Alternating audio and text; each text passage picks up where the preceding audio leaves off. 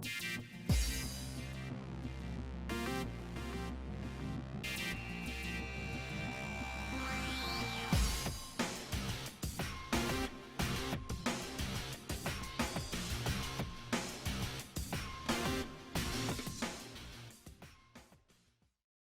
action is definitely here because this is the name of your company, isn't it? Yes, it is. Action on Film. Action on Film, Action you see? on Film, I got the baby. action right here. You sure Action do. on Film. And your name again? Del Weston.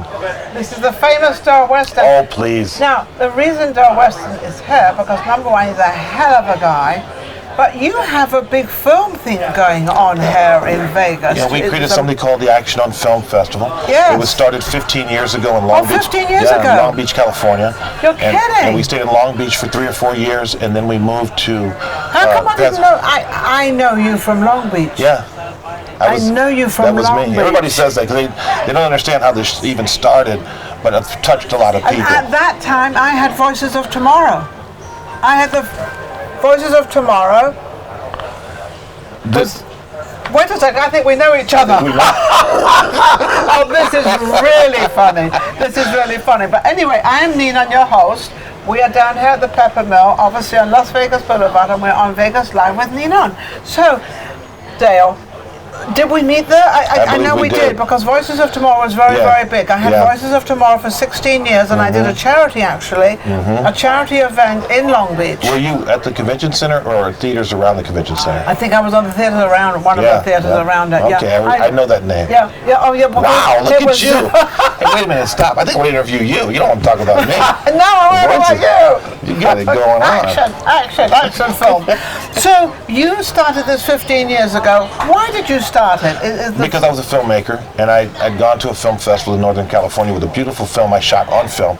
And I found out they were showing the movies on the sides of winery basements. They had taped sheets to the walls. That's not the way to watch a film, and it was cute. I don't think so. It was cute for them, I guess, but I said I'm going to build something that puts them out of business, and festivals like them out of business. And so I created Action on Film. It's now called the Aof MegaFest because we incorporate another 15. Now, MegaFest means very big. It means that we incorporate 15 more events, including a festival. So there's 14 festivals running together simultaneously this week. All at one time. Same time. And then we have things called So does that make it less expensive for everybody to do that? Oh my gosh, The expense of doing something like you do, putting on a festival, I don't think people realize, costs a lot of money. It runs between $300,000 and $500,000 a year to actually produce we have a 12-day show. We show 518 films, but then we also have our side events where we bring in millionaires and billionaires who really are friends of mine who want to help other people. It's becoming very interesting with the millionaires and the billionaires. Yeah, I'll give you. I mean, he's going on the right track. No pun intended. But you're definitely on the right track. For some reason, they've started to gravitate towards, and they were brought pretty much by one man, Dr. Robert Goldman. And if you know anything about Vegas, there's a show here for the last 27 years called the A4N conferences that take place. It's all the medical conferences, and he created them here 27 years ago. Wow. He comes every December, and he brings about 80,000 room nights, and he brings 8,000 to 10,000 doctors at a time. And it happens at the Venetian every December. It's called A4M. So I met him through a friend. I was going to say, what was the purpose of doing that? He wanted to get all the doctors together? All doctors have to have continuing education. So he created these places where they can get all their continuing education once at a time, once a year. But he does it in Vegas. That's like real estate. You have to upgrade. That's in real estate, a lot of these companies, you have to upgrade yourself with costs. They also have a huge trade show. They have all these things. I mean, I was there last year. I thought they had 800 booths at their trade show, and they take up the whole Venetian. But the whole Venetian. Period. But he came to our show about 4 or 5 years ago, and we hit it off. And he said, "I want to support what you're doing." Now he's also partnered with Arnold Schwarzenegger and Sly Stallone, and he's sitting at the theater right now waiting for me. I did a commercial with Schwarzenegger years and years ago. He was actually Jack LaLanne's assistant for like 15 years. Oh, wow. Well, that's when Schwarzenegger was working for this waste. That's right. And I knew them. That's why I did the commercial for him and with him and everything else. Well, you probably know Dr. Goldman.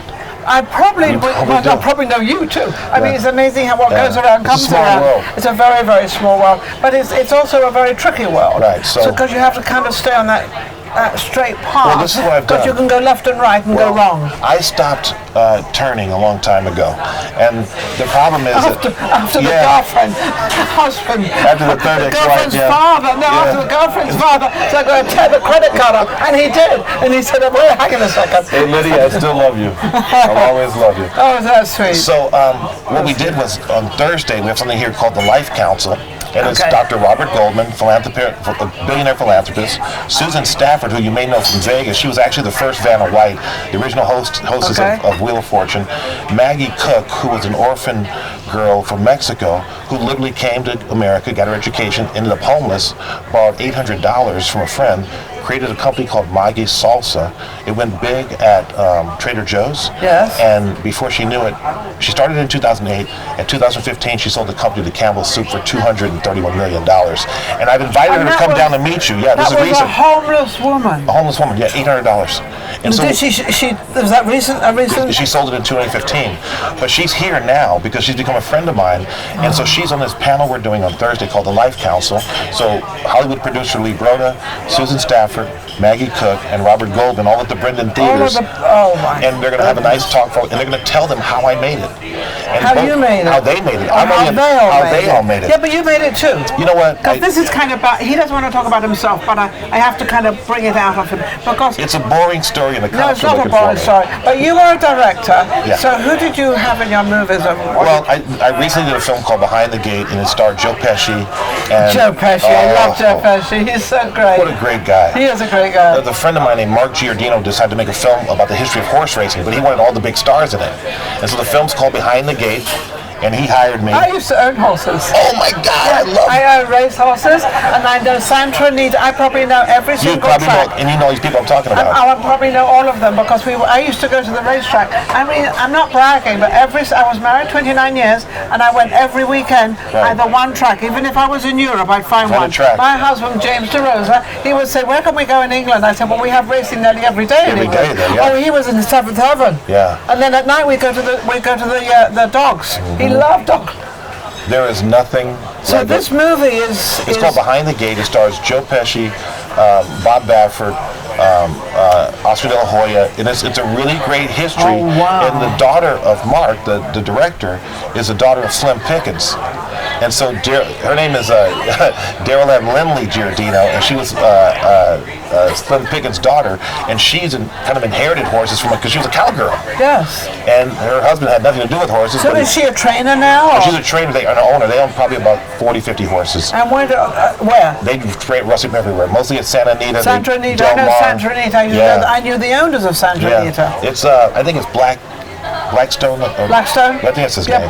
Blackstone, I think. Something like that. Yes. But we spent 2 years, and it was a great film. Goodness. And then I make small independent films as well myself. Okay. And my newest film is called Trick.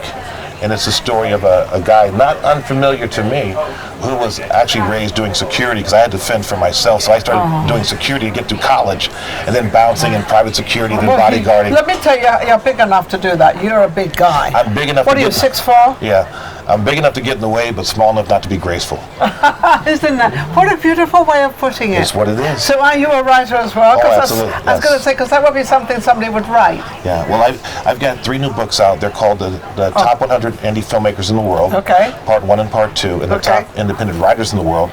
And those are available on iTunes as download books, yes. Because you can get all this stuff, the internet. Just a little question for you. What do you think of the internet and all this social media we have? It is the greatest negative impact in the history of the world on the minds of our children. Oh. It has opened the door. For the adults, it's the most amazing thing in the world. It's the most amazing thing in the world. It's the sum total of all human knowledge in one place. I wish I had it. But I can't wish because I've had everything. But the sum total of all human knowledge at your fingertips, it can make you a god. So do you think this is good for the children? No, I think the problem is it's opening children up to sexuality much too early. To sexuality, yeah. And that's the thing that when you are 4, 5, 6, 7, you don't need to see that stuff, and that's where we're going now. But can't that be kind of avoided, or do the children try? They find it anyway. Well, if you look at the numbers that are published every single year, it's when they get to grade school and high school, they've already been sexualized. by the school.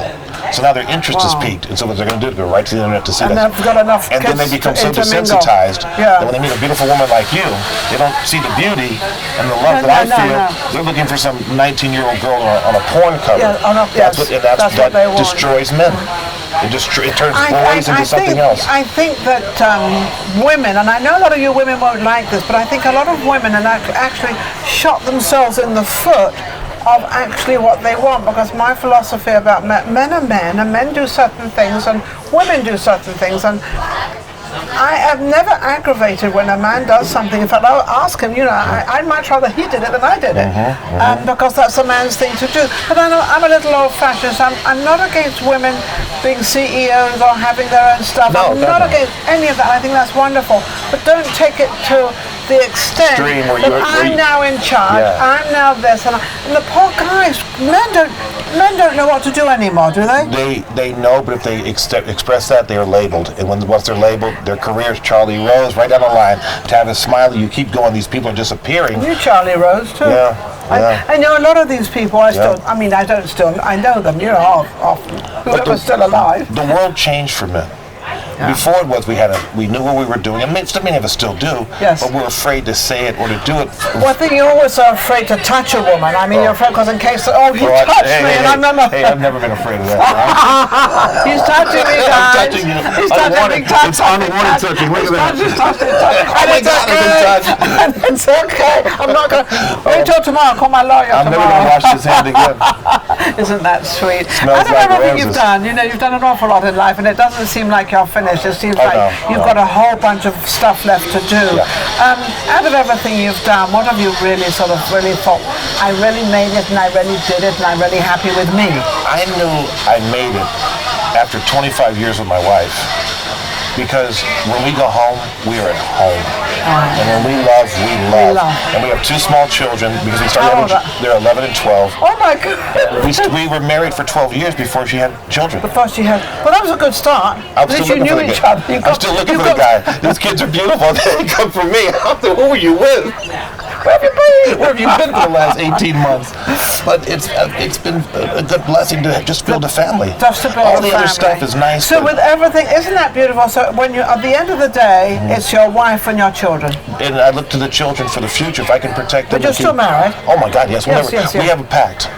We will never divorce or leave one another for any reason. That we said the first day, and it's been tough. Isn't that wonderful? Yeah, no matter what. Because when you argue, you say things you don't mean, you do things you don't mean, but in the background you say, but I will never leave you, and you will never leave me. You know what I used to do when my husband and I, which we didn't have that many arguments, I would leave the room. And then I'd come back and he'd yell up again, then I'd leave the room again. And then he said, why do you keep leaving the room? I said, well, I have no idea why you're mad at me. I don't want to get involved in something I don't know what's happening, and I don't want to say something I'm going to regret. That was always my thing. I didn't want to say something that I can't take back. And I said, I will do one of two things.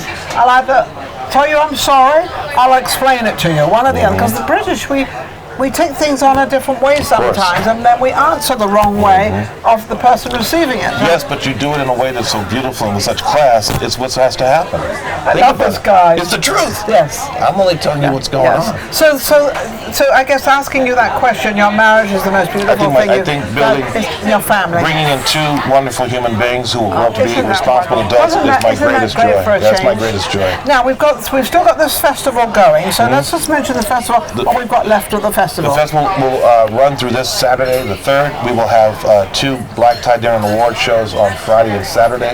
We'll be at the Rio Hotel for those. We've got special guests like Vernon Wells, Lee Broda, Robert Goldman, and a bunch of sports figures that are coming out.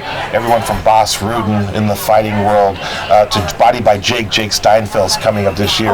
So we try to do a mixture of old and young to create a connection for the old and the young. Because I keep young people around me and I keep much older people around me. The young people teach me about technology, and the older people teach me about the show. and the older people teach me about life. They teach me about the older ones teach me about life. They can teach you what's going on. 100%. So if you invited me to a black tie event. He's just invited me to Friday and Saturday black tie event. You're going to love it. Does it have to be black? Yes, it's black tie. Black tie. And Getty Images is coming on Saturday, I believe. We want to show some great images of you. So. And also, there's a film being made about the woman, Cindy Dumani, who I believe locally she's the president of the SPCA and a few other things. Okay.